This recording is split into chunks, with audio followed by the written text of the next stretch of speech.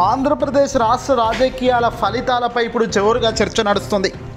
నిన్న విడుదలైన exit polls ఒకవైపున కూటమి, మరోవైపున వైఎస్ఆర్సీపీ పార్టీ గెలుస్తుంది అంటూ హోరీగా అంటే నువ్వా నేనా అనేటట్టుగా ఎగ్జిట్ పోల్స్ వచ్చిన తరుణంలో ఇప్పుడు ప్రజానీకంలో ఒక కన్ఫ్యూజన్ ఏర్పడేటట్టుగా కూటమి ప్రకటనలు చేస్తుంది.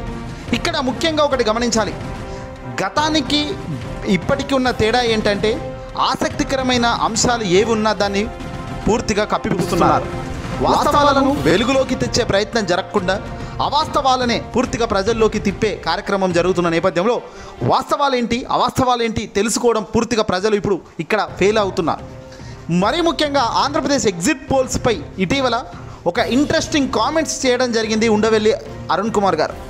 సర్వసాధారణంగా ఉండవెల్లి అరుణ్ కుమార్ అంటేనే నోటి నుంచి వేగంగా వచ్చే మాటను ఎవరు అదుపు చేయలేరు. డైరెక్ట్గా తన మనసులోని మాటను పర్ఫెక్ట్గా నిక్కచ్చిగా బయట పెడుతుంటారు. ఎవరికి కొమ్ము గాయకుండా రాజకీయ లెక్కలను కడిగి పారేయడంలో ఉండవెల్లి అరుణ్ కుమార్ గారి తర్వాత ఎవరైనా. ఇక ముందుగా తెలంగాణ ఆవిర్భావ దినోత్సవం సందర్భంగా ఏర్పాటు చేసిన ప్రెస్ మీట్లో భాగంగా 10 ఏళ్లైన ఆంధ్రప్రదేశ్ సమస్యలు ఇంకా అలాగే ఉన్నాయి అంటూ ఉండవెల్లి అరుణ్ కుమార్ తన ఆవేదన వ్యక్తం చేశారు. రాష్ట్రం విడిపోయి 10 ఏళ్ళు గడుస్తున్నా ఎక్కడ వేసిన గొంగడి అక్కడే అన్నట్టుగా ఉంది రాష్ట్ర వ్యాప్తంగా పరిస్థితులు అంటూ ఆయన చెప్పుకొచ్చారు. ఏపీలో ఎన్నికలు జరిగి ఫలితాలు వెలువడుతున్న సమయంలో కూడా సమస్యలు మాత్రం ఇంకా పరిష్కారం కావడం లేదన్నారు ఆయన. ఎగ్జిట్ పోల్స్ ఫలితాలపై ఆయన స్పందిస్తూ 10 ఏళ్లలో 2 ప్రభుత్వాలను చూశామని, కేంద్రం నుంచి రావాల్సిన డబ్బులు తెచ్చుకోలేకపోవడంలో ప్రభుత్వం విఫలమైందంటూ కూడా ఉండవెల్లి అరుణ్ కుమార్ చెప్పుకొచ్చారు. చంద్రబాబు నాయుడు అయితేనేమి, జగన్ అయితేనేమి ప్రభుత్వం కేంద్రం వైపు గట్టిగా అడుగులు వేయలేకపోతున్నది అన్నది ఉండవెల్లి పాయింట్. గతంలో చంద్రబాబు ధర్మ పోరాటం చేసిన, కేంద్రంపై గట్టిగా అరిచిన తాను ఏం సక్సెస్ కాలేకపోయారని, జగన్మోహన్ రెడ్డి గారు కేంద్రం దగ్గర రావాల్సినవి పర్ఫెక్ట్గా తెచ్చుకుంటున్నప్పటికీ ఇంకా విడిపోయిన విభజన సమస్యలను పరిష్కరించడంలో జగన్ ఫెయిల్ అయ్యారు అంటూ ఉండవెల్లి అరుణ్ కుమార్ గారు చెప్పుకొచ్చారు. మరోవైపు తెలంగాణలో మాత్రం బీఆర్ఎస్ కాంగ్రెస్ నేతలు మాట్లాడుకునే పరిస్థితే లేదన్నారు. ఇక ఆంధ్రప్రదేశ్ ఫలితాల గురించి ఆయన మాట్లాడుతూ ఒక ఆసక్తికరమైన కామెంట్ చేశారు ఉండవెల్లి గారు. ఆంధ్రప్రదేశ్లో మాత్రం అసెంబ్లీలో జగన్, చంద్రబాబులో కేవలం ఒక్కరే అసెంబ్లీకి అడుగు పెడతారని, ఇక మరొకరైతే అడుగు పెట్టబోరు అంటూ కూడా ఉండవెల్లి సంచలన కామెంట్ చేశారు. జగన్మోహన్ రెడ్డి గారు, చంద్రబాబు అంటే ఈ ఇద్దరిలో ఎవరో ఒక్కరే అసెంబ్లీలో అడుగు పెడతారు అని ఆయన చెప్పుకొచ్చారు. అంటే ఇది ఏంటి, ఎంత ఇంట్రెస్టింగ్ పాయింట్.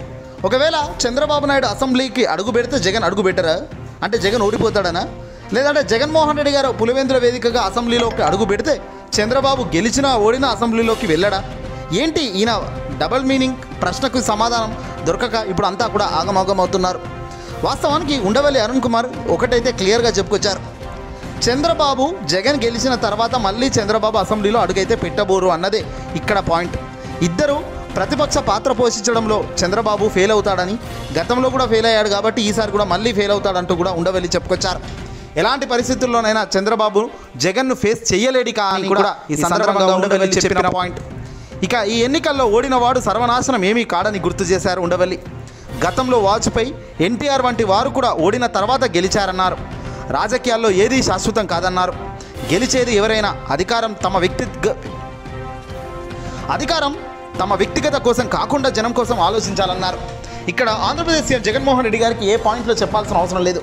ఇది మీ ప్రభుత్వం నాక జిల్లమ్మలు అంటూ గెలిచిన 2019 నుంచి కాదు, పాదయాత్ర చేస్తున్న సమయంలో నుంచి కూడా ఆయన నా అంటే అడుగులు వేశారు. గెలిచిన తర్వాత కూడా ఎక్కడ జగన్ వెనకడుగు వేయలేదు.